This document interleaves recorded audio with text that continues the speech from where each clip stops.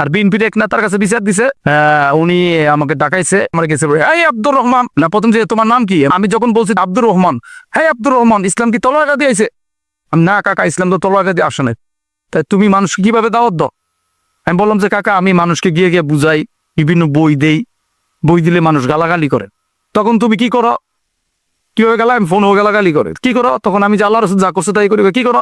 আমি 2 রাকাত নামাজ পড়ে তাদের জন্য দোয়া করি যে আল্লাহ, তারা তো বুঝে না, তারা তো অবুঝ, তাদের ভিতরে ওই বুঝটা নাই, আল্লাহ তুমি তাদেরকে হেদায়েত দিয়ে দাও, তাদেরকে তুমি জান্নাতের পথে নিয়ে আস। তখন ওই বিএনপির লোকটা আমারে 2 রাকাত জড়াইয়া ধরলো, কই বাইরে আমি বুঝতে পারি নাই, বা ভাতিজা আমি বুঝতে পারি নাই, তুই এখন থেকে আমার ঘরেও দাওয়াত দিতে পারবি, তুই আমি ডাকলে বা আমি অমুক জায়গায় যাই, তুই আমার সাথে যাইতে পারবি, তুই কোনো সমস্যা নাই, টাকা টুকু লাগলো আমার কাছে কবি, কিন্তু আমি কোনো টাকা ওনার কাছে নেই কি লিখে, আমি তো আমার দাওয়াত দিতে টাকা লাগে না।